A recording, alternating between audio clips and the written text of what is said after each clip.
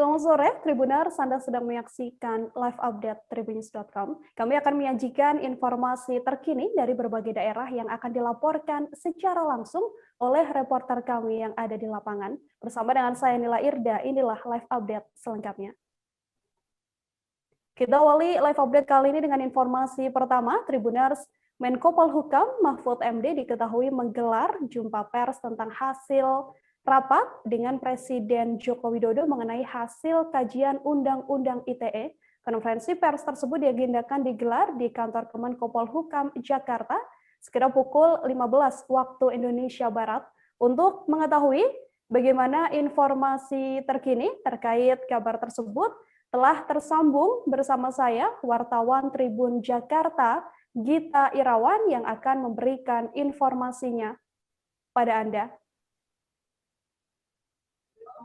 Halo, selamat sore, Gita. Selamat sore, Nila. Gita, bisa diinformasikan apa substansi dari SKB yang ditandatangani oleh 3 kementerian lembaga terkait implementasi dari pedoman Undang-Undang ITE ini? Ya, bisa disampaikan SKB tersebut nantinya akan menjadi pedoman penanganan kasus pelanggaran dari pasal-pasal yang rencananya akan direvisi oleh pemerintah. Pedoman tersebut disusun agar ada pemahaman yang sama dan tidak multitafsir di kalangan aparat penegak hukum. Pedoman implementasi itu juga akan menjadi pegangan bagi aparat penegak hukum, sementara proses revisi Undang-Undang ITE itu masih berjalan. Setelah ditandatangani, SKB akan disosialisasikan kepada aparat penegak hukum, diantaranya Kemenkominfo, Kepolisian, dan Kejaksaan. Baik, Gita, bisa diinformasikan apa saja pasal karet yang rencananya akan direvisi oleh pemerintah berdasarkan hasil tim kajian dari UU ITE ini? Ya, bisa disampaikan ada 4 pasal yang rencananya akan direvisi oleh pemerintah. Pertama adalah pasal 27, pasal 28, pasal 29, dan pasal 36. Selain keempat pasal itu, juga ada 1 pasal tambahan, yakni pasal 45C. Pasal ini pasal baru yang akan mengatur pemberitaan bohong yang menimbulkan keonaran.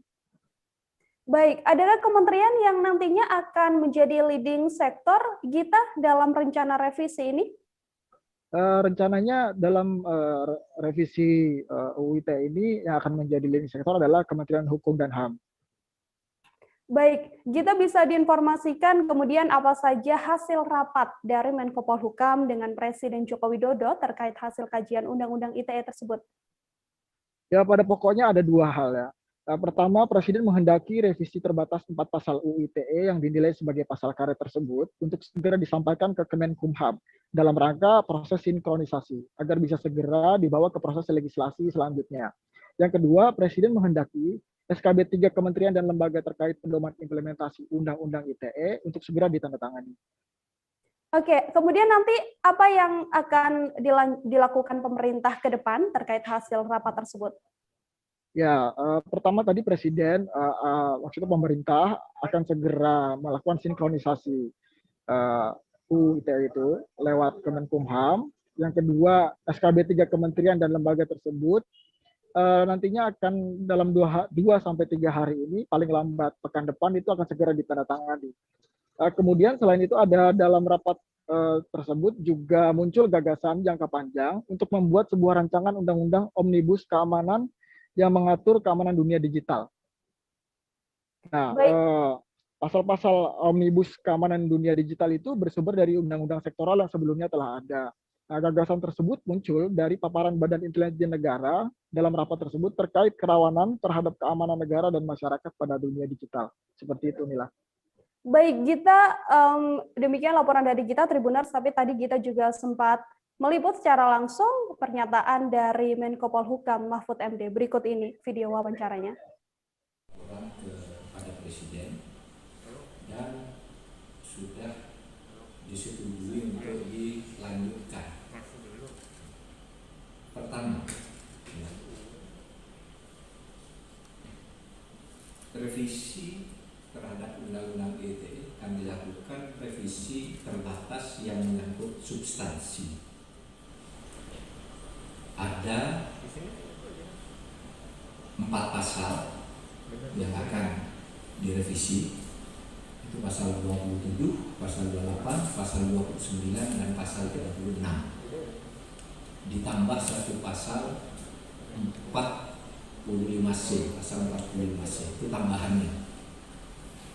Itu semua untuk satu menghilangkan multitafsir, menghilangkan pasal karet, dan menghilangkan kriminalisasi yang kata masyarakat itu banyak terjadi, kata masyarakat sipil ya, itu banyak terjadi itu diskriminasi, kriminalisasi. Kita perbaiki ya, kita beritahu ujaran kebencian itu apa, misalnya mendistribusikan, sekarang ditambah mendistribusikan dengan maksud diketahui umum. Kalau mendistribusikan, ngirim sendiri, saya kepada saudara ngirim secara pribadi, saya ini terkurung di sini, itu tidak bisa dikatakan pencemaran, tidak bisa dikatakan laporan ke presiden, dan ini nanti akan dimasukkan melalui proses legislasi, akan dikerjakan oleh Kemenkumham. Untuk apa? Untuk penyerasian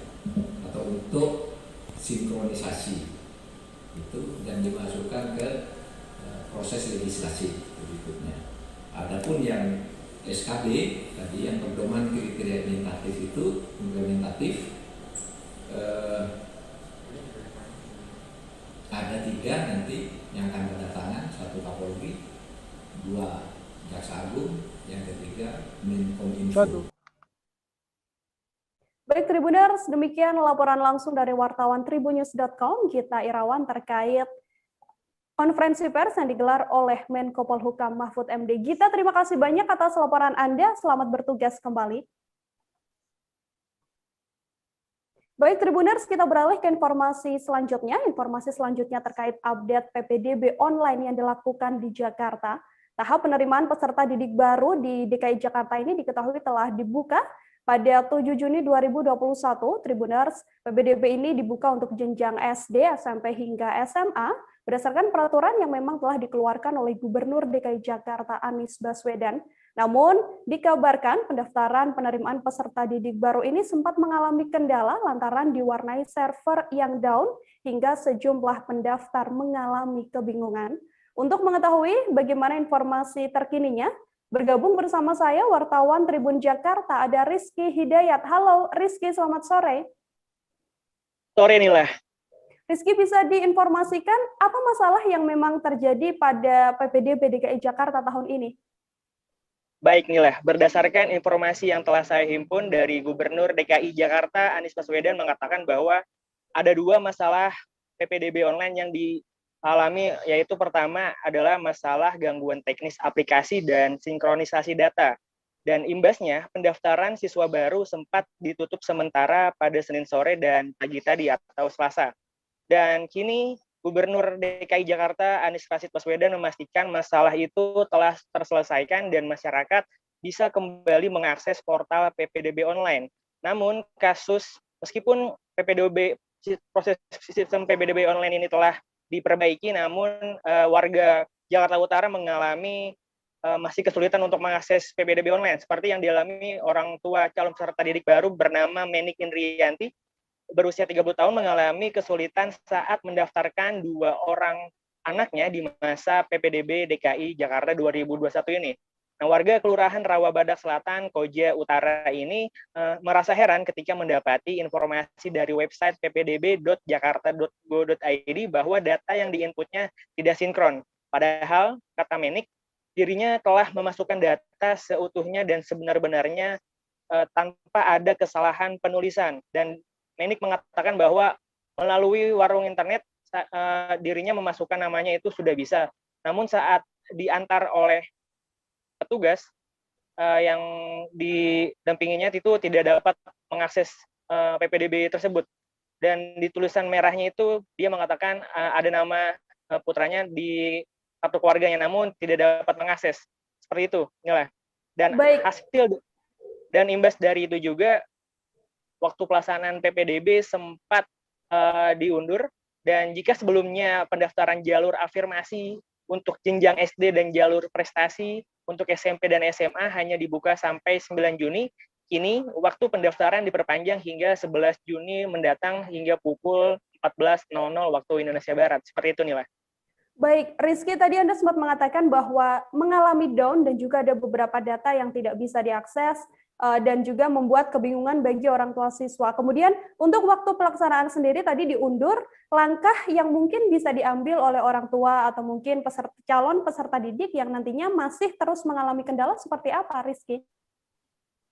Baik, inilah contoh kasusnya, jika orang tua masih merasa kebingungan untuk menanyakan bagaimana proses PPDB online untuk putra-putrinya, maka dapat, contohnya di Jakarta Pusat, maka dapat mendatangi posko PPDB atau posko 1 dan posko 2 itu di Jakarta Pusat ada di gedung sekolah SMK 27, letaknya di dekat Pasar Baru, Jakarta Pusat. Lalu posko kedua itu berada di SMA 30.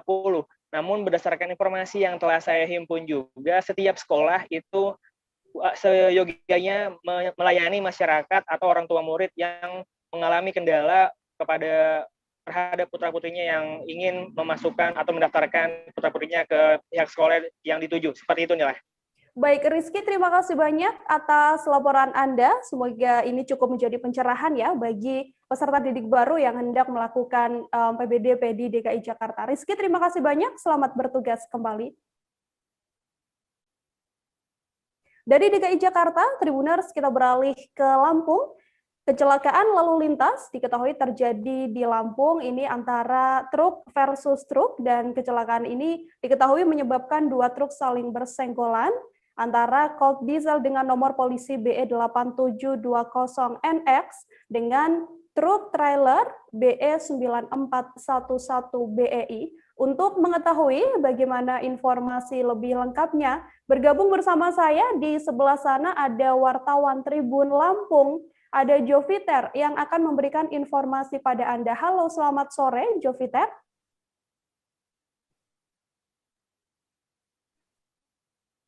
Joviter, selamat sore. Baik, Mila, selamat sore. Joviter, bisa diinformasikan terkait kronologi laka lantas dan juga hasil olah TKP sementara seperti apa berdasarkan informasi Anda? Baik, Mila, bisa saya sampaikan dari hasil olah TKP sementara dari Satlantas Polres Sawaran, kecelakaan diduga dikarenakan truk pengangkut gabah dengan plat nomor BE8720NX menghindari sebuah lubang yang ada di jalan tersebut. Di waktu bersamaan datang truk trailer sehingga pengemudi Colt Diesel ini tidak dapat mengendalikan laju kendaraan. Diketahui juga Colt Diesel ini menabrak bagian tangki minyak trailer tersebut. Baik, Joviter, bisa diinformasikan terkait kecelakaan ini bagaimana kondisi sopir dan juga kernetnya, apakah ada korban jiwa atau hanya luka-luka atau seperti apa? Ya, baik, Mila. Untuk Colt Diesel sendiri dikendarai oleh Wawan, warga Lampung Tengah, dan trailer yang terlibat juga itu dikendarai oleh Yunadi. Untuk kondisi keduanya dikabarkan hanya mengalami luka ringan.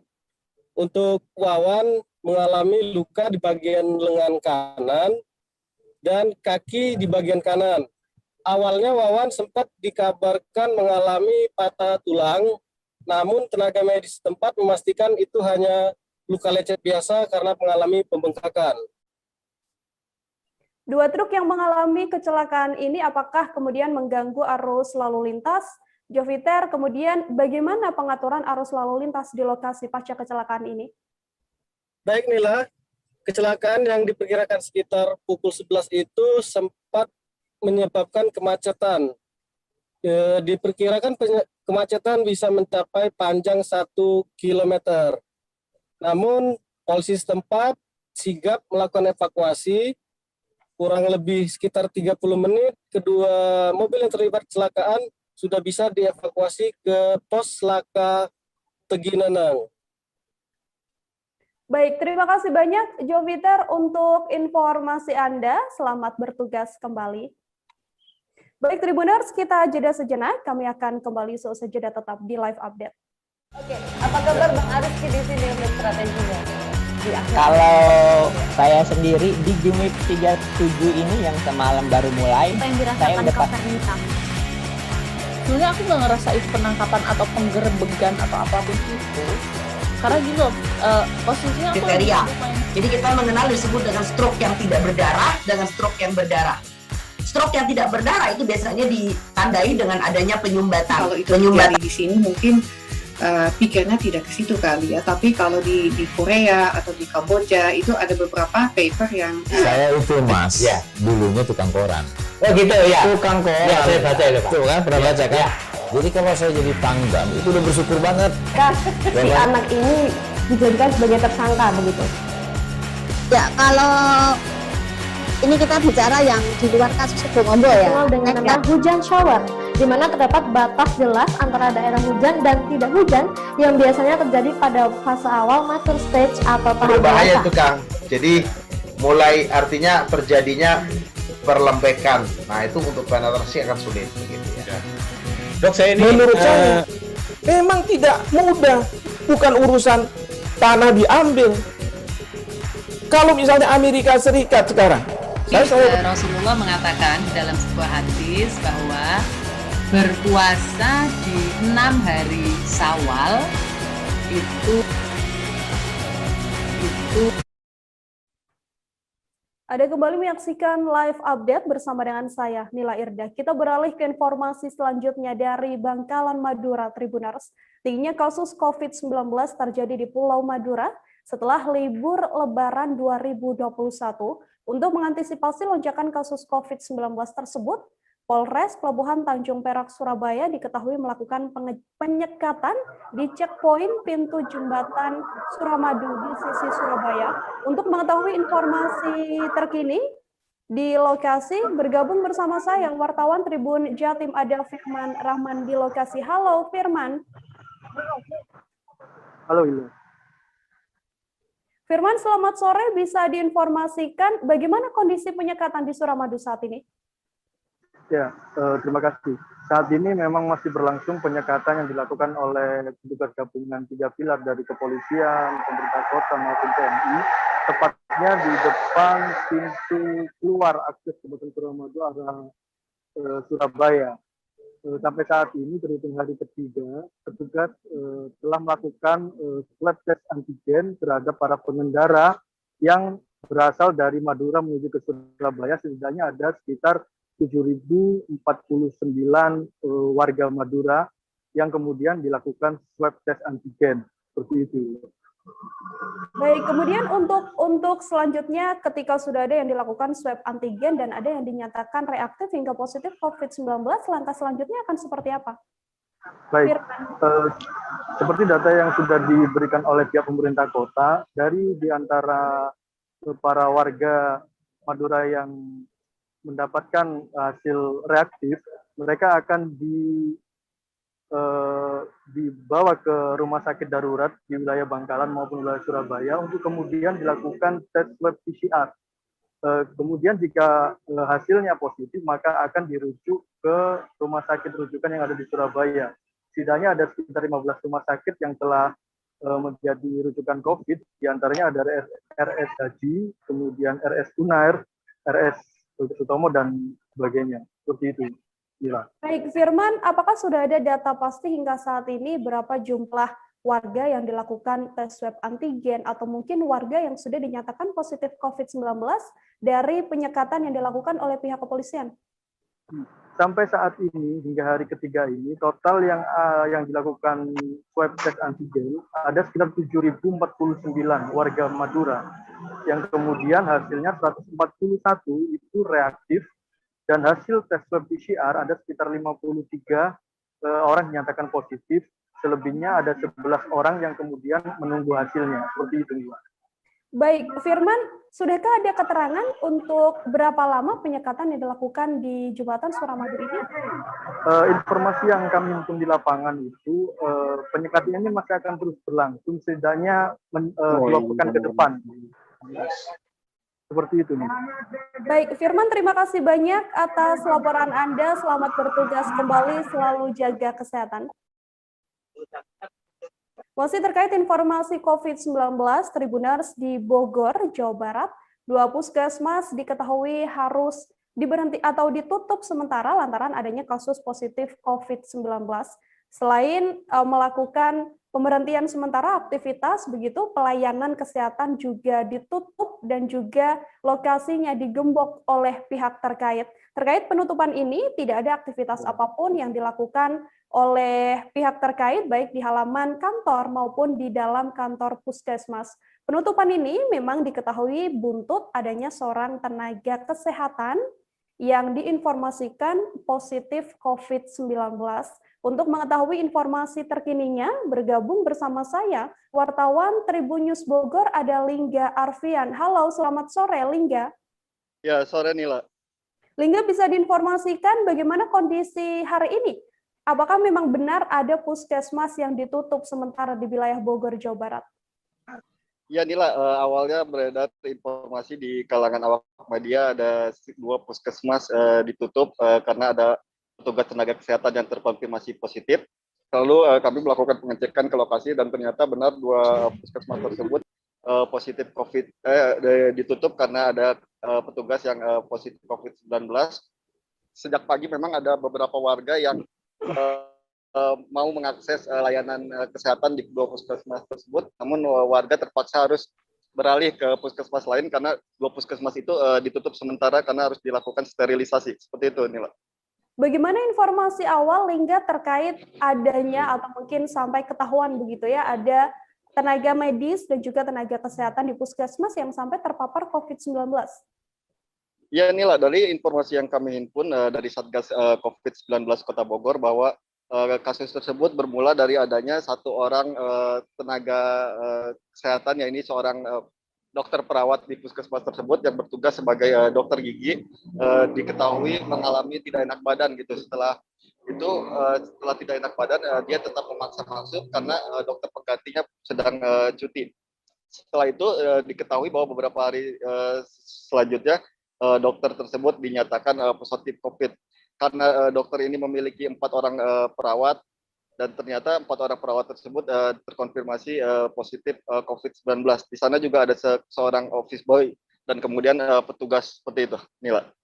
Untuk tracing lanjutan setelah adanya pasien yang dinyatakan positif COVID-19 ini seperti apa, Lingga? Ya Nila, untuk tracing tenaga kesehatan dan tenaga pendukung di 2 puskesmas tersebut sudah dilakukan oleh Dinas Kesehatan Kota Bogor melalui tim telusur dan tim lacak, namun masih ada kesulitan untuk melakukan penelusuran terhadap pasien yang pernah mengakses akses layanan kesehatan di puskesmas tersebut. Saat ini Dinas Kesehatan bersama Satgas COVID-19 masih melakukan pendataan lebih lanjut siapa saja pasien yang pernah melakukan akses layanan di puskesmas itu. Seperti itu, Nila. Baik, Anda tadi sempat menyinggung bahwa pelayanan puskesmas ditutup sementara, kemudian untuk pengalihan layanan itu bisa dilakukan di mana oleh warga? Ya Nila, memang ada penutupan 2 puskesmas sementara, namun layanan warga masih bisa mengakses layanan kesehatan di 2 kelurahan yang berbeda, ya ini Kelurahan Mekarwangi dan Kelurahan Kedung Badak. Memang untuk mengakses layanan ke 2 puskesmas tersebut, warga harus menempuh jarak yang lebih jauh karena 2 puskesmas tersebut berada di wilayah kelurahan yang berbeda, seperti itu.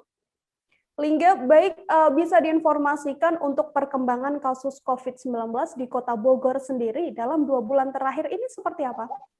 Ya Nila, sejak 2 bulan terakhir, tepatnya di akhir bulan kemarin, bahwa ada lonjakan kasus positif COVID-19 di Kota Bogor, yakni di Geria Melati, tepatnya di Kelurahan Bubulak. Kemudian baru saja tidak lama, sekitar seminggu lalu, ada lagi ledakan di sebuah pondok pesantren di kawasan Bogor Selatan, dan terakhir adalah terjadi lonjakan kasus terkonfirmasi positif di 2 puskesmas yang berada di kawasan Tanah Sareal. Kasus ini memang menjadi yang terbesar di Kota Bogor sejak adanya pandemi COVID-19. Namun semua itu sudah dilakukan tracing, testing, dan treatment oleh Satgas COVID maupun Dinas Kesehatan Kota Bogor, seperti itu. Baik, terkait hal ini, terkait kasus positif COVID-19 di Bogor yang memang sampai saat ini masih berlangsung begitu ya, Lingga, bagaimana langkah dari Satgas COVID-19 Kota Bogor untuk melakukan penanganan COVID-19 ini? Ya, untuk meredam adanya penyebaran lebih luas, Satgas COVID-19 Kota Bogor terus melakukan sinergitas gitu, baik dari berbagai instansi maupun OPD yang ada di Kota Bogor. Kemudian Satgas juga melakukan PPKM mikro di wilayah, yaitu artinya karantina wilayah di wilayah yang diketahui ada positif. Di situ dilakukan karantina wilayah, artinya tidak semua orang bisa mengakses keluar masuk di wilayah tersebut. Saat tadi juga Satgas COVID-19 melakukan rapat bersama untuk penanganan COVID-19 agar tidak terjadi lonjakan. Untuk lebih jelasnya, kami juga tadi melakukan sesi wawancara dengan Wakil Wali Kota Bogor dan PLT Kelurahan. Berikut kutipan wawancara. Sebenarnya ada Puskesmas Kayumanis itu membawahi untuk Kencana. Nah, di Kencana itu ada yang terkonfirmasi COVID ada 2. Karena kontak eratnya dengan Puskesmas Kayumanis, otomatis semua karyawan yang ada di Puskesmas Kayumanis harus melaksanakan swab PCR. Apabila yang kita ini udah negatif, tidak ada yang negatif, tidak ada yang positif maksudnya, dan negatif, maka akan pelayanan juga akan segera dilaksanakan kembali. Jadi bukan dari Puskesmas Induk yang terkonfirmasi COVID. Jadi 2 puskesmas ini langsung ditutup dulu? Iya, langsung ditutup selama 5 hari dari tanggal 7 sampai tanggal 11. Gitu. Untuk pelayanan dialihkan atau gimana? Untuk pelayanan dialihkan ke Posko Cibadak dan Mekarwangi. Kalau untuk penanganan sementara di sini udah disinfeksi Ya, atau? Kemarin Puskesmas Kayumanis sudah disinfektan dari Dinkes. Semua pegawainya hari ini dilaksanakan swab. Mudah-mudahan hasilnya katanya hari ini juga sore, kalau misalnya negatif semua, pelayanan yang Kayumanis akan segera dibuka. Tapi kalau yang Kencana menunggu informasi. Bu, ada berapa lama Bu ditutup? Ditutup dari hari Senin, udah 2 hari ya. Nah, kalau dari Dinkesnya sampai tanggal 11. Bu, kalau pelayanan puskesmas itu tuh ini melayani satu kelurahan warga Kayumanis aja atau? Kalau yang di Kayumanis ini kita 3 kelurahan, jadi Kencana, Cibadak, sama Kayumanis. Berarti warga juga bisa berobat ke sini nih. Ya. Berarti penting juga, maksudnya sangat ini ya, sangat urgent ininya keberadaan puskesmas ini. Karena kan dari yang rujukan segala macam harus di puskesmas itu. Kalau misalnya pelayanan obat segala macam di puskesmas pembantu.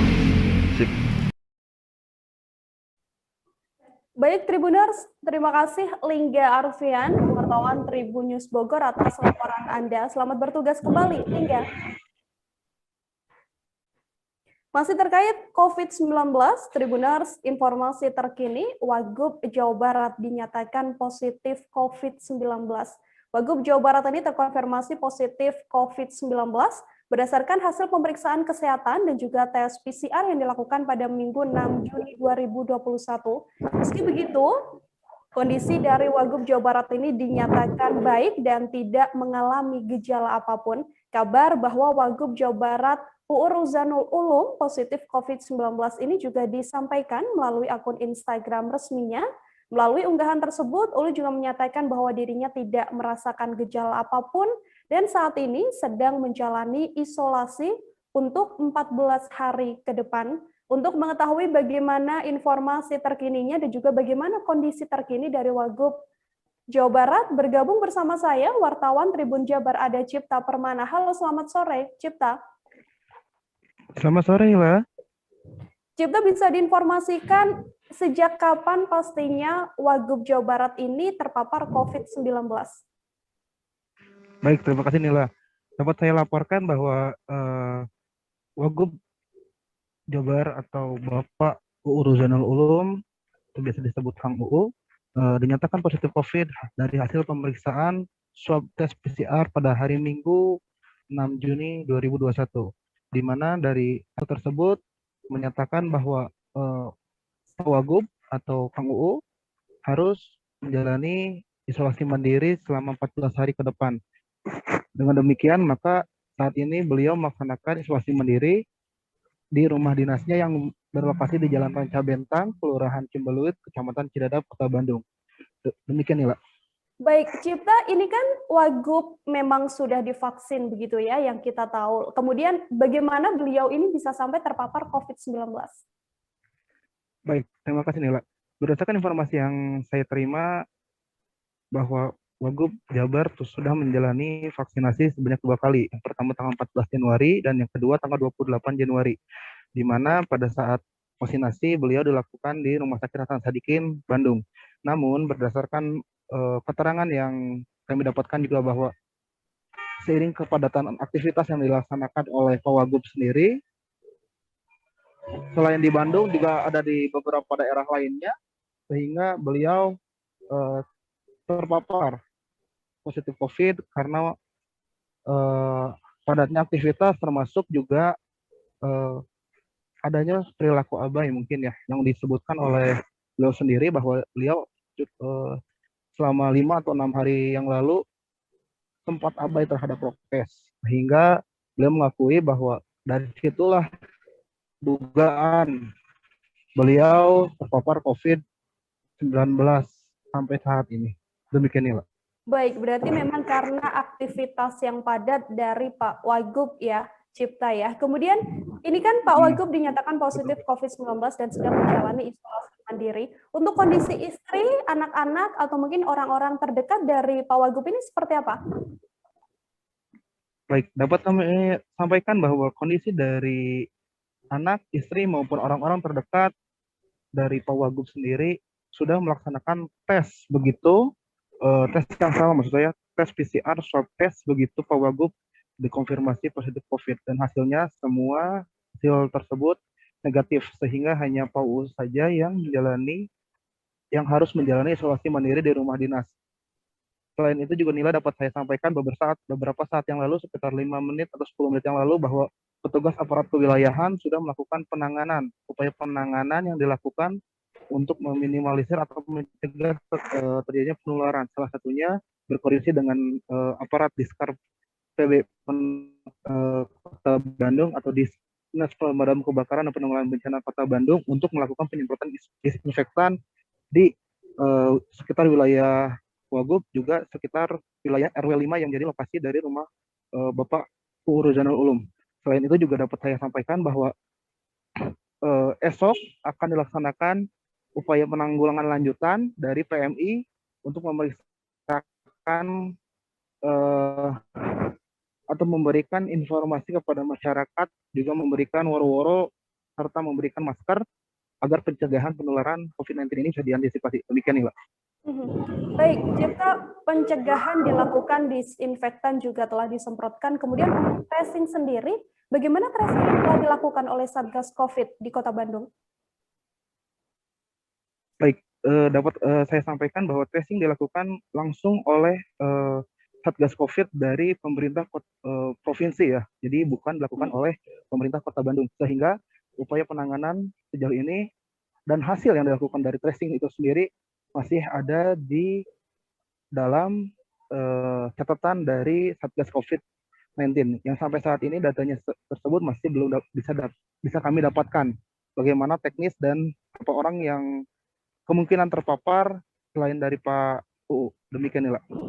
Baik, terakhir Cipta, untuk kondisi rumah dinas dari Wagub ini sendiri apakah dilakukan lockdown, dan mungkin bisa sekalian diinformasikan bagaimana perkembangan terbaru dari sana? Baik, dapat saya sampaikan bahwa upaya penanganan pencegahan dari penularan COVID-19 sendiri sejauh ini belum ada informasi akan dilakukan lockdown, di mana saat ini upaya yang dilakukan hanya pembatasan aktivitas dari lingkungan sekitar saja, sehingga sampai saat ini informasi terkait adanya lockdown atau karantina wilayah masih belum akan dilakukan oleh aparat setempat. Bahkan aparat setempat atau aparat wilayah setempat juga masih menunggu hasil dari pemeriksaan testing dari Satgas COVID tingkat provinsi. Demikian ya, Pak. Baik, Cipta, terima kasih banyak atas laporan Anda. Selamat bertugas kembali dan selalu jaga kesehatan. Sementara itu, Tribuners, kita beralih ke informasi selanjutnya dari Pekanbaru. Dinas Kesehatan Kota Pekanbaru diketahui menarik sejumlah vaksin COVID-19 dari 28 rumah sakit dan juga puskesmas di Kota Pekanbaru. Penarikan vaksin tersebut diduga lantaran adanya ketidakcocokan data yang seharusnya ada pada sistem monitoring Terkait adanya penerima vaksin dan juga data tersebut, Dinas Kesehatan Kota Pekanbaru sendiri telah melakukan penarikan terhadap beberapa dosis vaksin dan dilakukan evaluasi lanjutan terkait hal ini. Untuk mengetahui informasi terkininya, tersambung bersama saya ada Fernando Sikumbang, wartawan Tribun Pekanbaru. Halo, Fernando. Oke, sore Nila.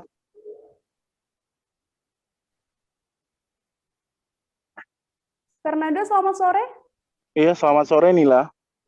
Fernando, bisa diinformasikan apa kemudian yang menjadi alasan adanya penarikan dosis vaksin COVID-19 ini yang dilakukan oleh Dinkes Kota Pekanbaru? Oke, Nila, terima kasih. Selamat sore, Tribuners. Hari ini Dinas Kesehatan Kota Pekanbaru secara mendadak mulai terhitung hari ini sudah menarik seluruh dosis vaksin yang ada di seluruh rumah sakit Kota Pekanbaru. Pasalnya banyak dari rumah sakit ternyata tidak melakukan pendataan secara baik dalam proses vaksinasi yang sudah berlangsung sejak awal tahun 2020 ini. Satu kendalanya yakni adalah jumlah orang yang menerima vaksin dan jumlah dosis vaksin datanya tidak sinkron, sehingga pihak Dinas Kesehatan pun mengambil kebijakan untuk menarik seluruh dosis yang ada di rumah sakit yang ada di Kota Pekanbaru. Total ada 28 rumah sakit yang sudah ditarik dan saat ini dosis-dosis vaksin tersebut sudah tersimpan di instalasi farmasi kesehatan Dinas Kesehatan Kota Pekanbaru di Jalan Garuda, Kota Pekanbaru. Begitu, Nila. Baik, Fernando, apakah itu artinya nantinya data warga yang telah divaksin ini tidak akan tercatat atau terkomputerisasi? Untuk saat ini, proses evaluasi sedang dilakukan, Nila, karena yang tidak sinkron adalah jumlah vaksin yang terpakai dan jumlah vaksin yang tersisa, jumlah pendataannya masih belum sesuai dengan kondisi yang terjadi saat ini. Maka untuk sementara dari Dinas Kesehatan sendiri menarik seluruh dosis vaksin yang ada di 28 rumah sakit sehingga nantinya bisa dilakukan pendataan kembali. Karena untuk jumlah penerima vaksin sendiri sudah terdata dengan baik, namun jumlah pasokan dengan penerima vaksin saat ini datanya tidak sinkron. Itu saja permasalahannya sehingga terpaksa harus ditarik untuk sementara dalam beberapa hari ini, Nila. Oke, berarti memang masalah utamanya karena memang sinkronisasi dari data ini ya, Fernando ya. Baik, Fernando, untuk estimasi berapa banyak vaksin yang akan ditarik oleh pemerintah? Saat ini, Nila, saya sudah berada di instalasi farmasi kesehatan. Pihak IFK sendiri masih belum bisa memberi keterangan secara detail, karena saat ini IFK bersama Dinas Kesehatan sedang melakukan penghitungan jumlah vaksin dan juga beberapa rumah sakit masih melakukan pengembalian vaksin-vaksin, dosis vaksin yang ada di rumah sakit untuk diserahkan kembali ke Dinas Kesehatan Kota Pekanbaru. Jadi untuk proses pengembaliannya ditargetkan bisa tuntas pada hari ini. Nantinya Dinas Kesehatan bakal menyampaikan laporan langsung kepada Wali Kota Pekanbaru terkait jumlah total dari dosis vaksin yang sudah ditarik sampai saat ini. Begitu, Nila. Baik, saat ini masih sedang dalam pendataan dan akan diinformasikan lebih lanjut terkait bagaimana langkah selanjutnya dari vaksin-vaksin ini, Tribuners. Fernando, terima kasih banyak atas laporan Anda. Selamat bertugas kembali.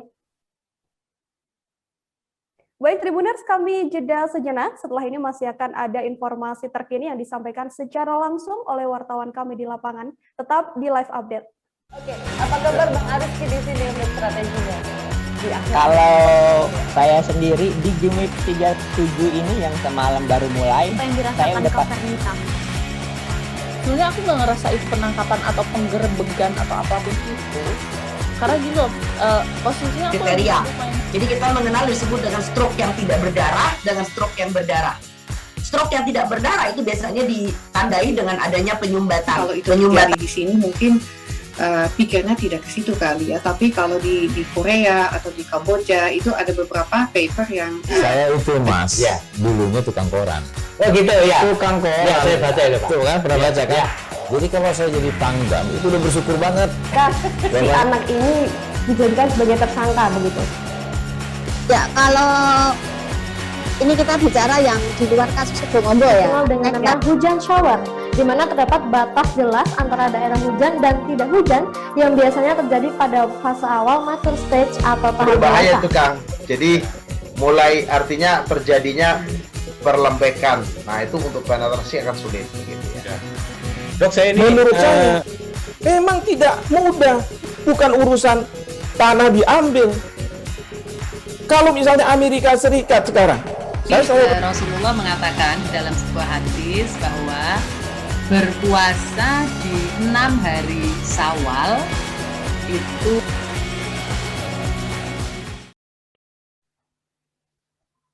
Anda masih menyaksikan live update bersama dengan saya, Nila Irda. Kita beralih ke informasi selanjutnya. Tribuners dari Medan, seorang wanita yang merupakan sopir taksi online asal Medan diketahui ditemukan tewas di kawasan Gunung Salak, Kecamatan Nisam, Kabupaten Aceh Utara. Korban diketahui berangkat dari Medan untuk mengantar penumpang ke Aceh pada 3 Juni 2021 lalu.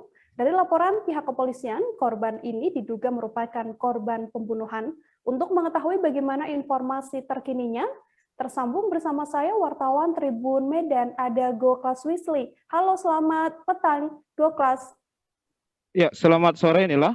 Saat ini saya masih berada di Balai Pesemayaman wanita supir taksi online asal Medan yang ditemukan tewas di Aceh Utara. Nah, adapun sebenarnya wanita supir taksi online ini bernama Chiu Yat Hau, itu berumur 58 tahun, warga Jalan Metal di Gang Bude, lingkungan 18, Kelurahan Tanjung Mulia, Kota Medan, Sumatera Utara. Baik, Goklas, bisa diinformasikan untuk kronologi penemuan jasad korban dan juga keterangan dari pihak kepolisian terkait kasus ini seperti apa?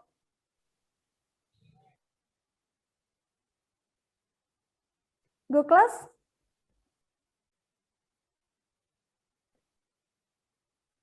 Halo Goklas, bisa mendengar suara saya? Oke, iya Nila. Nah, kalau penemuan korban diketahui jasad Chiu Yat Hau ini ditemukan di jurang kawasan Gunung Salak, Desa Alue, Kecamatan Nisam Antara, Aceh Utara pada hari Minggu tanggal 6 Juni 2021 sekitar pukul 4 sore.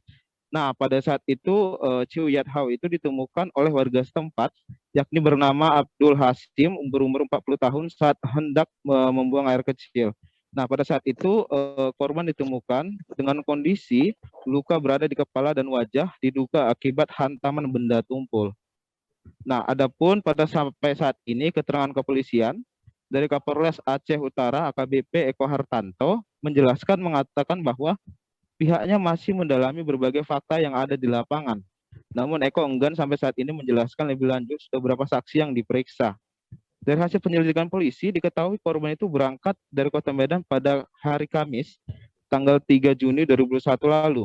Nah, pada saat itu penumpang itu memesan taksi online tanpa menggunakan aplikasi dan besar kemungkinan memang pelaku ini menelepon langsung korban menggunakan seluler.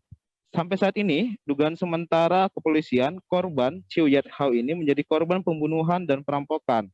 Dan sampai saat ini kepolisian pun terus mendalami kasus ini dan melacak sosok penyewa terakhir supir taksi online tersebut. Baik, terkait keterangan dari pihak kepolisian, apakah memang sudah diketahui identitas atau mungkin ciri-ciri atau mungkin keterangan lebih detail terkait terduga pelaku dalam kasus ini? Masih belum diketahui, artinya dari pihak kepolisian sampai saat ini masih dalam proses penyelidikan. Oke, Goklas, berdasarkan informasi yang Anda peroleh, sosok korban di kalangan masyarakat atau mungkin di kalangan tetangganya seperti apa? Bisa diinformasikan?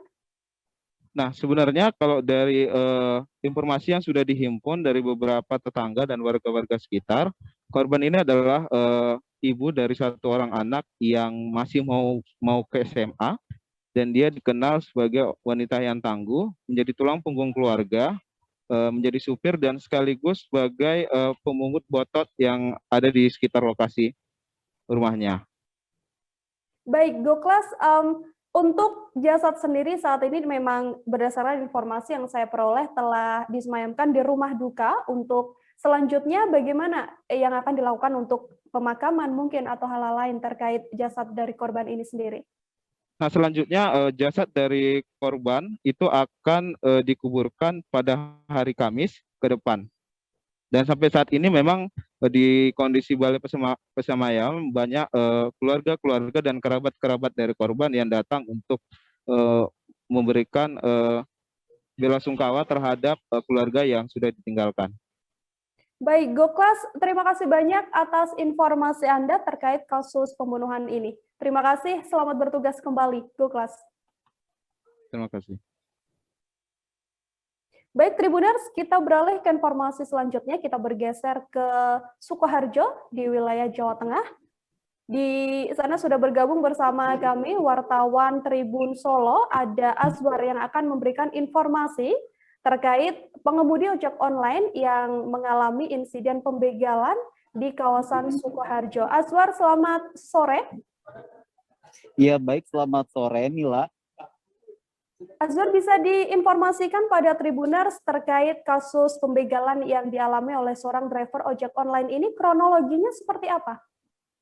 Baik, Nila, memang untuk kronologi dari aksi begal yang menimpa seorang driver ataupun ojek online terjadi pada malam hari, tepatnya pukul 00 waktu Indonesia bagian Barat, atau pada hari ini, tanggal 8 Juni 2021, yang dimana untuk aksi begal ini dilakukan oleh seorang customer ataupun pelanggan dari driver ojek online itu sendiri. Dan memang ini menimpa salah satu seorang warga Klaten yang memang saat itu tengah melakukan pencarian nafkah dengan mencari driver di kawasan Baki, Sukoharjo. Dan memang untuk kronologinya sendiri memang berawal dari orderan yang dilakukan oleh seorang tersangka yang saat ini masih dicari oleh pihak kepolisian, kemudian juga sudah dilakukan dalam aksinya itu di kawasan lokasi yang cukup sepi, bisa dilihat di layar televisi ataupun di layar YouTube Anda. Untuk kondisi jalanannya memang bisa dikatakan jika malam hari sangatlah sepi sehingga membuat aksi yang dilakukan oleh tersangka ini melayangkan aksi nekatnya melakukan pembegalan kepada driver, Nila. Untuk identitas dari korban sendiri seperti apa, Azwar, bisa diinformasikan?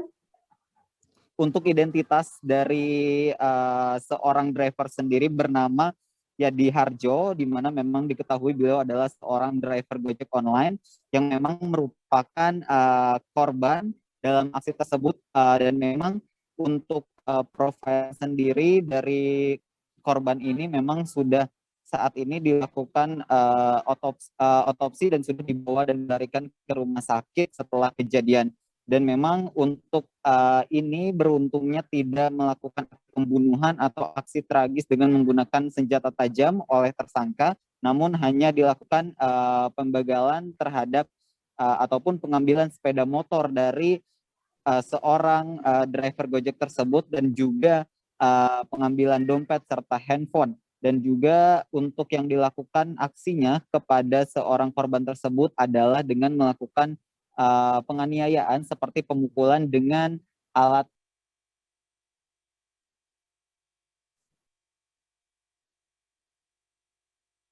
ujung dari helm itu sendiri. Baik, Azwar, bisa mendengar suara saya dengan jelas dari sebelah sana? Masih mendengar dengan jelas. Baik, Azwar, bisa dinyalakan videonya. Mohon maaf, saya tidak bisa melihat Anda.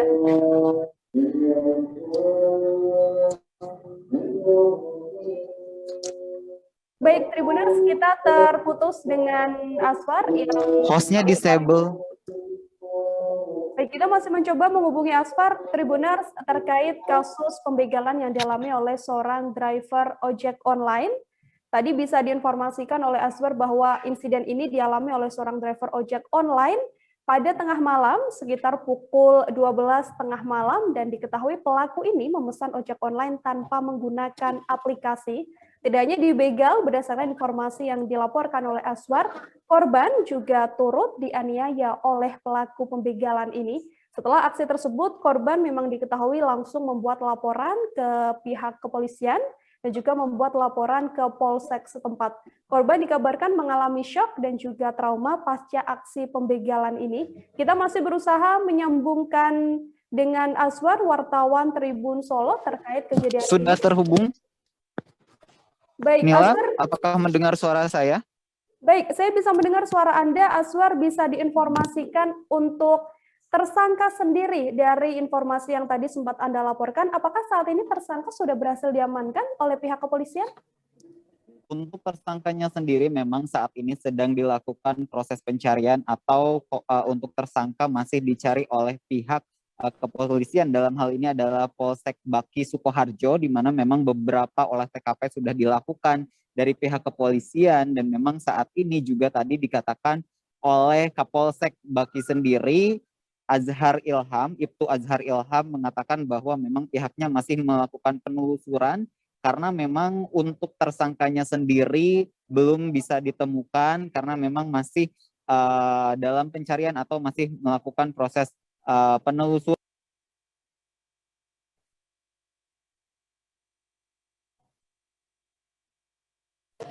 Memang sudah dilakukan berbagai cara begitu untuk mencari dari korban itu sendiri, dan memang kan ada beberapa barang yang diambil seperti motor ataupun handphone, dan juga identitasnya di dompetnya itu bisa menjadi petunjuk bagi pihak kepolisian yang memang dalam hal ini bekerja sama dengan pihak Reskrim Sukoharjo, khususnya hal ini adalah Baki.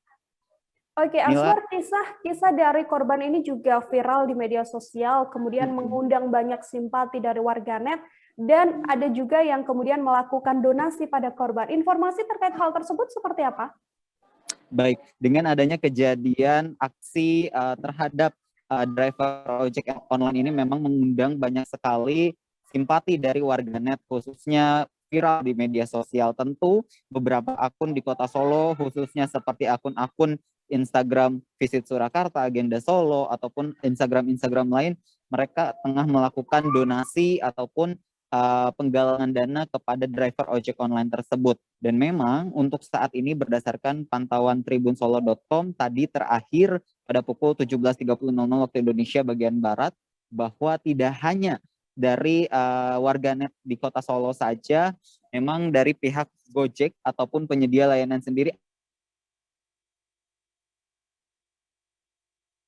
akan memberikan asuransi kepada mitra driver yang telah terdampak dalam hal ini adalah kecelakaan seperti itu. Dan memang tadi dari kitabisa.com yang memang sudah terkumpul, tadi saya melihat sekitar kurang lebih 1,5 juta rupiah dari warganet, dan itu memang bukan pure dari Gojek, namun memang kita juga masih akan terus mengupdate seperti apa atau apa saja. Tentu yang jelas dengan adanya kejadian ini mengundang banyak sekali atensi dari masyarakat, khususnya masyarakat Kota Solo dan Solo Raya. Nila. Oke, untuk informasi terkait hal ini, apakah ada tanggapan atau mungkin pernyataan dari Kapolsek setempat atau mungkin penyedia layanan Gojek terkait insiden yang dialami oleh seorang driver ojek online ini, Azhar? Untuk tanggapan sendiri dari Kapolsek Baki dalam hal ini tadi saya sudah sampaikan bahwa hal ini semoga tidak kejadian terulang kembali, karena memang dalam hal ini adalah kejadian yang tidak hanya terjadi satu kali, bahkan dirinya mengatakan bahwa di Sukoharjo ini sebelumnya juga ada aksi penganiayaan terhadap wanita ketika dinyatakan sedang melakukan pencarian rezeki seperti itu menggunakan driver Gojek online, dan juga Gojek saat ini masih dikonfirmasi atau memang masih melakukan pendalaman memang di tahun ini juga ataupun di bulan ini juga diketahui ada 2 aksi sama seperti sebelumnya di Yogyakarta. Jadi memang dari pihak Gojek juga memang sudah menyatakan bahwa dirinya akan memberikan asuransi kepada pihak mitra, khususnya dalam hal ini driver yang menjadi korban dalam adanya kecelakaan aksi pembegalan dari seorang tersangka yang memang sampai saat ini belum diketahui ataupun masih dicari pihak kepolisian. Dan tentu pihak kepolisian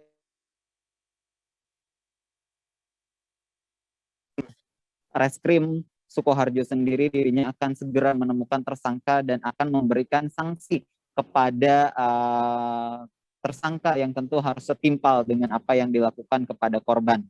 Nila. Baik, tadi Aswar, Tribuners juga telah mewawancarai pihak terkait insiden pembegalan yang dialami oleh seorang driver ojek online ini. Berikut liputannya untuk Anda. Izin Komandan menanyakan mengenai kasus pembegalan yang menimpa salah seorang driver ojek online di Kecamatan Baki. Untuk saat ini bagaimana proses perkara tersebut ya? Untuk perkara tersebut sekarang sudah kita bikinkan LP dan sudah kita tindak lanjuti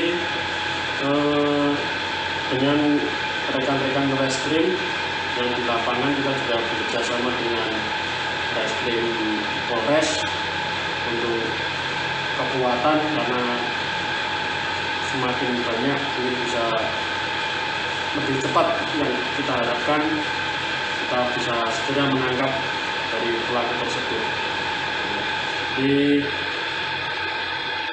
Untuk sementara memang dari pelaku masih dalam lidik, jadi kita akan kembangkan informasi-informasi dari saksi-saksi yang sudah dikumpulkan dari tim reskrim kami, ya semoga cepat bisa tertangkap.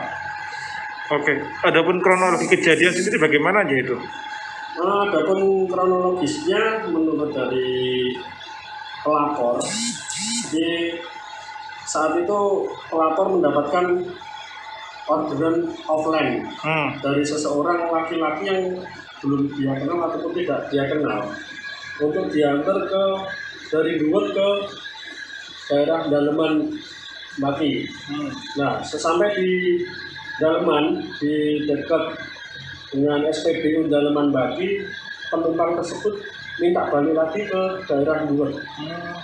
Nah, pada saat perjalanan balik ke daerah Luwet, penumpang ini ingin ataupun memaksa lewat di daerah persawahan. Nah, setelah di tengah persawahan, saat itu korban pelaku minta memaksa untuk putar balik. Nah, saat putar balik itulah korban disekap dan sempat dianiaya, yang kemudian barang-barang ataupun sepeda motor dari pengendara ojek online ini diambil. Oke. Dan terus yang terakhir, untuk korban sendiri mengalami luka atau bagaimana aja kondisinya? Untuk sementara korban mengalami luka-luka yang luka-luka ringan dari hasil saat disekap itu. Itu dirawat di mana aja korban?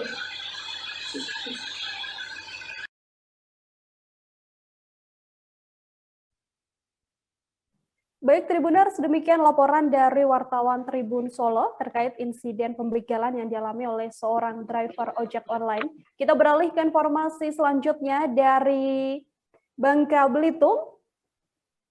Sudah bergabung bersama saya wartawan Bangka Pos, ada Dedi Marjaya di lokasi terkait insiden dibobolnya ATM di sebuah swalayan di Megamart Kota Sungai Liat, Kabupaten Bangka. Halo, selamat sore. Selamat sore Mbak Nila. Jadi bisa diinformasikan untuk kondisi terkini pasca pembobolan ATM ini seperti apa? Ya, pasca pembobolan ATM di Megamart Sungai Liat Kabupaten Bangka, saat ini belum banyak aktivitas yang dilakukan di sana. Karena di lokasi masih dipolis line oleh polisi dalam rangka masih dalam penyelidikan. Begitu Mbak Nila. Baik, untuk kerugian dan juga kondisi di TKP sendiri seperti apa? Jadi bisa diinformasikan?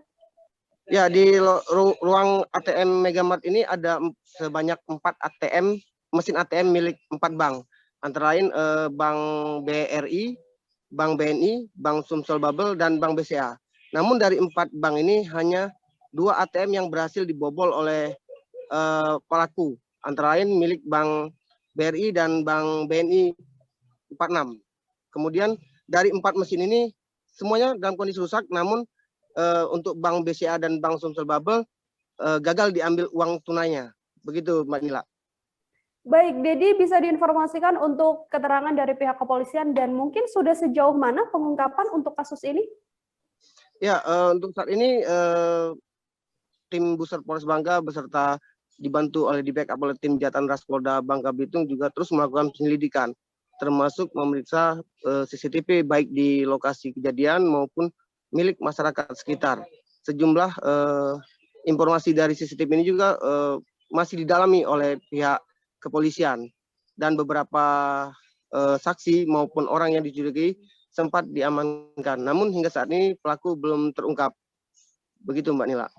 Baik, Dedi bisa diinformasikan juga untuk kronologi singkat mungkin kejadian hingga pembobolan ATM yang dilakukan oleh para pelaku ini? Ya, kejadian ini terjadi pada Jumat dini hari di mana di dalam rekaman CCTV tampak terlihat ada empat pelaku dan kemungkinan di luar juga masih ada pelaku lainnya, di mana 4 pelaku ini secara bergantian melakukan pengerusakan atau pembobolan ATM dengan cara memblender menggunakan las mini yang menggunakan tekanan gas tabung LPG 3 kg, Mbak. Kemudian dari penyusuran itu juga terlihat bahwa para pelaku adalah pelaku-pelaku yang profesional karena mereka begitu tenangnya melakukan tindakan pembobolan, di mana pembobolan itu terjadi sekitar pukul 3 dini hari dan mereka selesai membobol membobol ATM itu pukul 4 dini hari. Mereka keluar dengan berhasil membobol 2 mesin ATM dengan jumlah kerugian uang tunai hampir 400 juta, Mbak. Begitu, Nila. Baik, kerugian hampir 400 juta dan diduga dilakukan oleh pelaku profesional. Tribuners, tadi wartawan kami, Dedi, juga sempat melakukan wawancara dengan pihak terkait. Berikut liputannya untuk Anda. ATM Ajungan dan Tunai Mandiri dibobol oleh ini, Bang. Izin penjelasannya, Bang. Jadi tadi pagi kita tadi dapat informasi terkait pembobolan ATM di Megamart, ya kan. Di Megamart tersebut ada 4 ATM dari BCA, Bank Sumsel, BRI sama BNI, ya kan. Dari 4 itu 2 yang berhasil dibobol, punya BRI sama BNI, kerugian kalau nggak salah yang satunya sekitar kurang lebih 200 juta, yang satunya lagi sekitar 194 juta lah, kurang lebih seperti itu. Nah, ini kita masih melakukan lidik. Jadi cara pembobolannya berdasarkan dari CCTV yang kita dapatkan itu dengan menggunakan las, anggota kami sementara masih melakukan olah TKP, lidik di sana, kita masih dalamin, ya kan, siapa aja. Memang di situ tadi kita sampaikan ada penjaga, ya, ada penjaga yang biasanya standby di situ. Cuman tadi menurut pengakuannya katanya sekitar jam 2-an itu yang bersangkutan pulang gitu. Karena katanya biasanya ramai. Nah, ini di sini kita masih coba mencari informasi, keterangan-keterangan saksi yang ada di TKP, karena kalau kita lihat itu cukup lama ya, cukup lama waktunya. Kita masih cari ini juga rangkaian dari CCTV di seputaran daerah sana. Mudah-mudahan ada petunjuk terkait dengan pelaku ini. Kita pun tadi juga sudah koordinasikan juga dengan pihak lapas, maka ada kemarin ada narapidana dalam pembobolan ini, sebenarnya belum ada informasi. Dan tadi kita dapatkan dari rekaman CCTV tersebut kendaraan yang digunakan oleh tersangka, walaupun plat nomornya belum terbaca.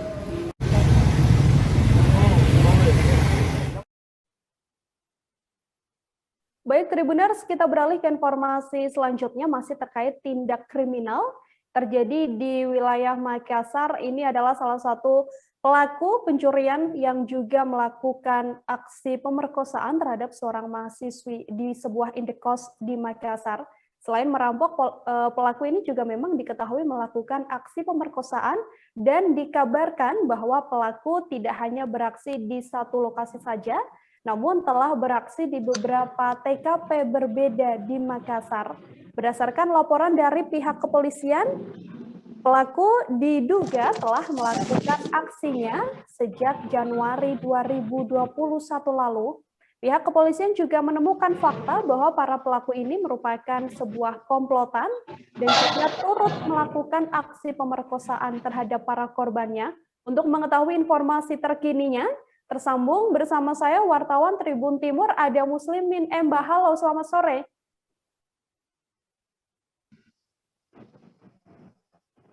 Selamat sore Nila. Muslimin, selamat sore. Bisa diinformasikan untuk kronologi dan juga pengungkapan kasus perampokan sekaligus pemerkosaan yang dialami oleh seorang mahasiswi di Makassar ini seperti apa?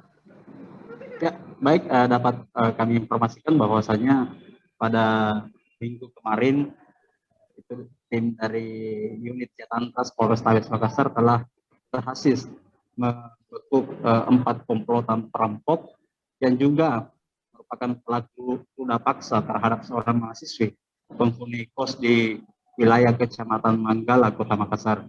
Dalam aksinya, pelaku ini membagi peran. Ada yang melakukan monitoring atau survei lokasi, kemudian ada yang sebagai eksekutor, lalu ada juga yang berperan sebagai penjual dari hasil curian atau perampokan yang dilakukan. Untuk lebih jelasnya, saya sudah melakukan wawancara kemarin dengan Kasat Reskrim Polrestabes Makassar, Pak Kompol Agus Herul, terkait kronologi penangkapan dari 4 komplotan perampok ini. Baik. Rekan-rekan media yang saya hormati, hari ini kami akan rilis pengungkapan kasus curas sekaligus pemerkosaan yang sempat viral beberapa hari yang lalu. Jadi berdasarkan laporan pengaduan dari masyarakat tanggal 29 Mei di wilayah Polsek Manggala, diduga telah terjadi dugaan perampokan disertai dengan pemerkosaan di sebuah rumah kos. Atas laporan itu kemudian tim Jatantras melakukan langkah-langkah proses penyelidikan dengan mendatangi TKP yang berada di sekitar TKP, kemudian menganalisa hasil rekaman CCTV. Dari hasil tersebut kemudian diketahui ciri-ciri pelaku, kemudian terhadap pelaku dilakukan pengejaran. Hasilnya pelaku utama tertangkap di wilayah Galesong, Kabupaten Tagalar. Berikut setelah dikembangkan kemudian 1 orang lagi tertangkap atas nama Aswendi, kemudian Fajar, dan 1 lagi atas nama Yusuf. Yusuf ini perannya mengumpulkan barang hasil curian kemudian dijual. Dari hasil interogasi ditemukan fakta bahwa pelaku utama berteman ini telah melakukan perbuatan tersebut di 11 TKP. Modusnya sama, sasarannya juga berupa rumah kos yang khusus dihuni oleh putri, jadi asrama putri yang menjadi sasaran. Perannya adalah untuk Aswendi ini, kemudian dia yang mencari lokasi, menggambar situasi di sekitar TKP. Setelah itu bersama-sama dengan pelaku utama atas nama Rizal melakukan aksinya. Jadi mereka ini sebelum melakukan sudah terlebih dahulu mensurvei rumah kos yang kemudian akan dijadikan sasaran. Atas perbuatan para tersangka kami jerat dengan pasal 365, 368, kemudian dugaan pemerkosaan dengan ancaman hukuman 9 tahun. Beberapa barang bukti yang berhasil diamankan dari hasil ini adalah hasil-hasil yang didapatkan oleh para pelaku pada saat dia melakukan perbuatan tersebut di beberapa TKP, termasuk senjata tajam yang mengancam para korban, termasuk kejadian yang terakhir yang TKP Manggala ini yang diperkosa, sebelumnya diancam dengan senjata tajam, kemudian yang berbareng dan melakukan pemerkosaan. Semua kami telah sita ini di salah satu tersangka 480 yang mendada semua barang curian ini. Walaupun sebenarnya sudah ada yang pernah dijual, kemudian karena itu adalah hasil curian, sehingga kami ambil dan dijadikan barang bukti dalam perkara ini. Masih dengan wartawan Tribun Timur, Muslimin Emba, Tribuners terkait pengungkapan kasus perampokan dan juga pemerkosaan yang dilakukan oleh seorang pria hingga videonya viral pada saat itu dan juga terekam kamera CCTV. Muslimin bisa diinformasikan mungkin pada Tribuners, apakah benar memang pelaku ini adalah sebuah komplotan dan sudah melakukan aksinya di beberapa wilayah yang berbeda? Ya, baik Nila, dapat kami informasikan bahwasanya sepak terjang dari 4 komplotan ini itu sudah berlangsung beberapa bulan terakhir. Ini terbukti dari adanya 11 laporan polisi di 3 polsek berbeda yang merujuk ke masing-masing pelaku. Sepak terjang mereka itu modusnya yaitu menyasar rumah-rumah kos dari mahasiswi. Kemudian seketika terpantau dalam kondisi lengah atau sepi, pelaku kemudian masuk dan melakukan aksi perampokan menggunakan senjata tajam. Jadi korbannya itu ditodongkan senjata tajam, lalu barang berharganya dirampas. Demikian Nila. Baik, Muslimin dikabarkan juga bahwa selain melakukan aksi perampokan, pelaku ini juga memperkosa korban-korbannya. Dari beberapa TKP, apakah memang baru kejadian yang terakhir ini pelaku melakukan aksi pemerkosaan atau sebelumnya juga sudah pernah melakukan aksi pemerkosaan? Ya, dari 11 TKP atau 11 laporan polisi yang ada merujuk ke pelaku, ada 2 yang masing-masing itu di wilayah Kecamatan Manggala, 2 korban dari pemerkosaan selain perampokan yang dilakukan oleh komplotan ini. Selebihnya itu hanya melakukan perampokan barang berharga saja seperti ponsel, laptop, dan gelang ataupun emas. Lah. Terakhir Muslimin, apa hukuman dan juga mungkin pasal yang disangkakan untuk para pelaku ini? Untuk pasalnya sendiri yang disangkakan kepada para pelaku yaitu 365, terkhusus bagi si Muhammad Rizal yang merupakan pelaku utama, itu disangkakan pasal berlapis juga, yaitu pasal pemerkosaan.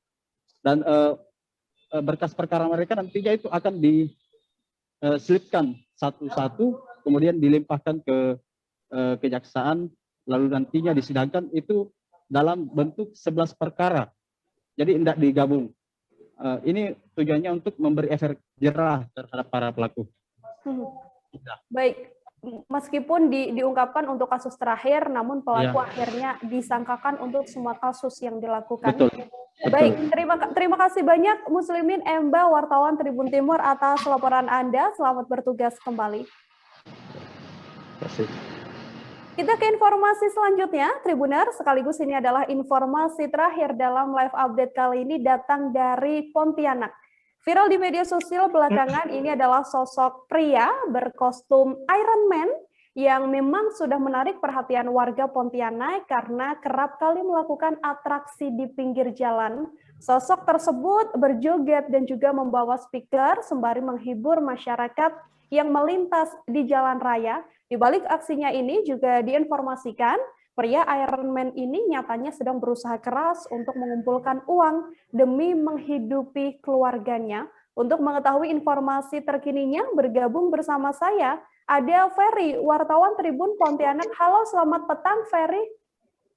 Ya, selamat malam Nila. Ferry, bisa diinformasikan pada Tribuners untuk sosok dari pria Iron Man ini sendiri seperti apa? Nah, Nila bisa saya laporkan sendiri saat ini ada di Jalan Ahmad Yani, Kota Pontianak, di mana pria Iron ini sedang menunjukkan aksinya, menunjukkan bergerak-gerak layaknya superhero itu di Jalan Ahmad Yani, Kota Pontianak. Dan memang yang bersangkutan sejauh ini hampir setiap harinya itu melakukan aksinya di Jalan Ahmad Yani, dan juga di taman-taman yang ada di Kota Pontianak. Beliau itu sekarang sudah ada di belakang saya itu ya, sedang menunjukkan aksinya untuk menghibur warga masyarakat Kota Pontianak pengendara yang melintasi di jalan ini. Oke, Ferry bisa dijelaskan mungkin sudah berapa lama sosok pria Iron Man ini menekuni profesinya begitu ya, yang sekarang untuk menunjukkan seni pertunjukan kostum Iron Man? Nah, inilah untuk beliau ini bernama Pak Muhammad ya.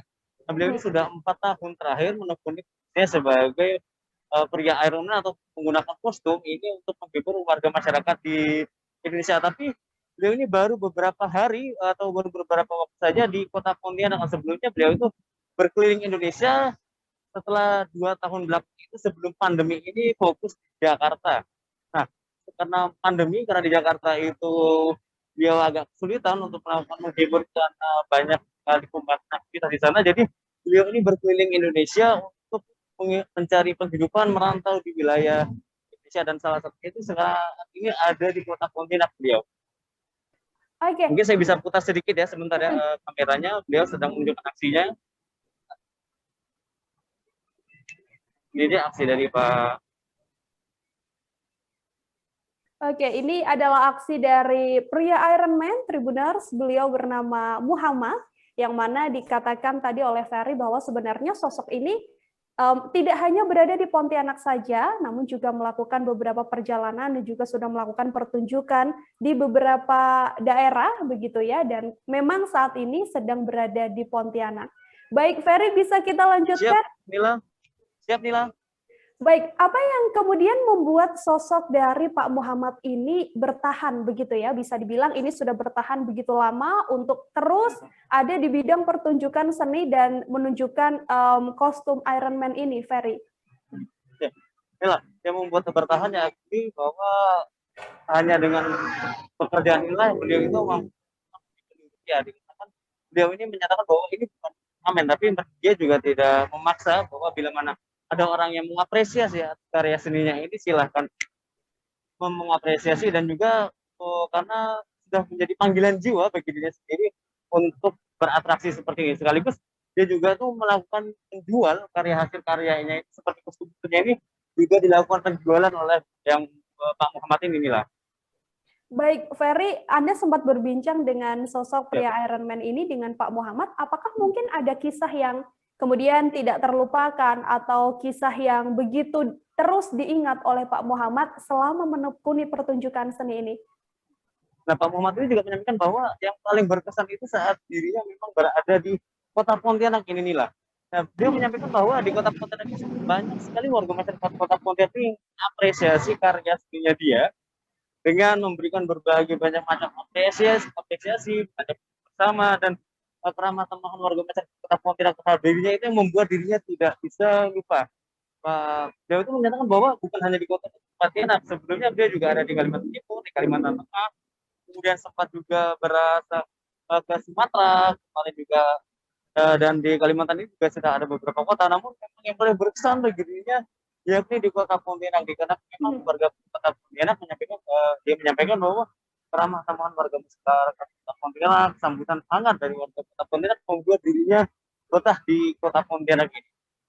Oke, meskipun berkeliling ke beberapa kota, namun Kota Pontianak adalah kota yang menurut Pak Muhammad adalah kota yang paling menyenangkan, begitu ya, Ferry. Oke, apakah memang ada hal yang ingin dicapai atau mungkin rencana ke depan begitu ya oleh Pak Muhammad yang sampai dia menekuni bakat atau mungkin menekuni pertunjukan ini sampai beberapa tahun lamanya?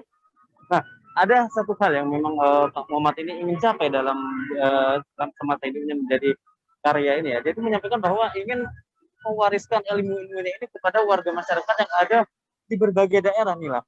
Karena dia menyampaikan bahwa setiap dia mengunjungi satu kota dan ke kota lain, beliau itu selalu menularkan ilmu-ilmunya ini ke warga masyarakat yang lain. Bagaimana caranya tentang membuat kostum dan lain sebagainya.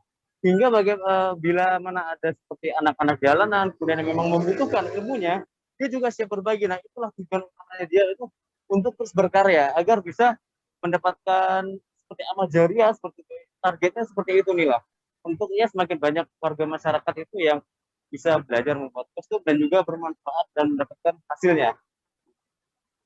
Baik, apa yang terakhir Ferry mungkin bisa dijelaskan pada Tribuners ketika memang banyak masyarakat yang melihat sosok Pak Muhammad ini, adakah mungkin hal-hal yang dilakukan oleh masyarakat atau mungkin apa reaksi masyarakat dari aksi unik yang dilakukan oleh sosok pria Iron Man ini? Siap nih lah, nah paling banyak masyarakat itu yang warga Kota Pontianak itu datang, kemudian mengajak foto bersama, kemudian mengajak bertanya-tanya, yang paling banyak itu yang berfoto bersama ya Nila ya. Dan juga kemudian karena banyak juga warga masyarakat itu yang mengetahui bahwa Pak Muhammad juga sedang kecelakaan, banyak juga yang memberikan bantuan terhadap beliau di Kota Pontianak.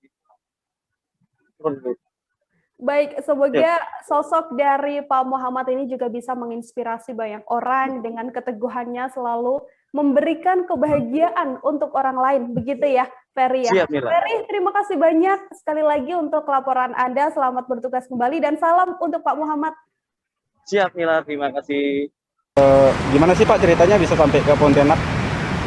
Dengan adanya COVID, kami di Jakarta dan mau pulang ke Jakarta pun kami transit dari Palangkaraya, transit ke Ponti, ketinggalan kapal. Padahal kami mengejar dengan kondisi istri saya yang lagi koma. Dan kapalnya sudah nggak ada, sudah berangkat. Kebetulan tanggal 1-nya ada duka, istri saya sudah kepanggil Allah. Terus saya bingung dan ada kostum yang bisa hanya senjata saya buat main. Saya manfaatkan di sini dan mengenalkan produk. Tapi bagi saya alhamdulillah Pontianak luar biasa. Di sisi agama yang berbagai macam dan suku, di sini berbagi kasih, berbagi rezeki yang luar biasa. Pak, di Pontianak sudah berapa lama Pak? Belum ada sebulan. Belum. Tinggal ngekos atau gimana? Alhamdulillah saya musafir. Pertama musafir di masjid, juga tolong sama orang. Beberapa hari di rumahnya, sekarang alhamdulillah saya kos. Pak, melakukan yang tugas ini udah berapa lama Pak? Semenjak saya resign 4 tahun yang lalu. Resign dari Nales. Belajar buat kostum di mana Pak? Belajar ngikutin komunitas yang ada di Jakarta. Tongkrongan saya di IKJ kadang-kadang di Taman Ismail Marzuki Jakarta. Terus belajar dan belajar. Pertama ya dari ngelim juga nggak bisa. Syukur alhamdulillah dikasih wawasan yang luar biasa. Kami teliti, kami rajin, akhirnya kami bisa produk. Pak, kemarin kan sempat pakai kostum Robocop tuh Pak. Iya betul. Gimana Pak sekarang ya Pak? Robocopnya karena ada acara 40 hari istri saya dan uang saya juga membutuhkan biaya. Tapi saya tetap optimis nyari uang yang berkah. Saya gantikan orang Mas. Dijual Pak? Dijual. Berarti memang sebelumnya bawa 2 kostum ya Pak? 2. Pak dari Jakarta bisa ke Palangkaraya itu memang ngamen atau gimana Pak? Memang saya dengan adanya COVID, ekonomi kami di Jakarta, di kota-kota besar di Jawa, sangat tahunya hanya Kalimantan, provinsi, kabupaten yang kaya-kaya. Jadi mengangkat perekonomian kami lari ke Kalimantan. Untuk anak Pak, sekarang di anak sementara ini ikut mertua di Jakarta. Di Jakarta, di Banten. Berarti ngamen juga untuk kebutuhan anak juga Pak ya? Insya Allah anak saya, insya Allah tahun ini mau tes di Ilmu Mahathir Islamic Gontor. Itu cita-cita beliau. Cita-cita almarhum? Cita-cita almarhum ke anak. Almarhum istri sakit apa Pak? Penyempitan saraf otak. Penyempitan saraf otak. Baik Tribuners, informasi terakhir yang cukup menginspirasi dari sosok pria Iron Man, Pak Muhammad, sekaligus menutup live update kali ini. Masih di tengah pandemi, Tribuners, saya dan juga kami, seluruh redaksi Tribunnews.com juga tidak lelah untuk mengingatkan Anda untuk selalu menerapkan protokol kesehatan dimanapun Anda berada, terus memakai masker, mencuci tangan, menjaga jarak, menghindari kerumunan, dan juga membatasi mobilitas dan juga interaksi. Saya Nila Irda beserta kru yang bertugas pamit undur diri. Terima kasih dan sampai jumpa. Oke, apa kabar Bang Ariski di sini untuk strateginya? Kalau saya sendiri di Gimik 37 ini yang semalam baru mulai, saya udah sebenarnya aku nggak ngerasa itu penangkapan atau penggerbegan atau apapun itu, karena gitu posisinya aku kriteria. Jadi kita mengenal disebut dengan stroke yang tidak berdarah dengan stroke yang berdarah.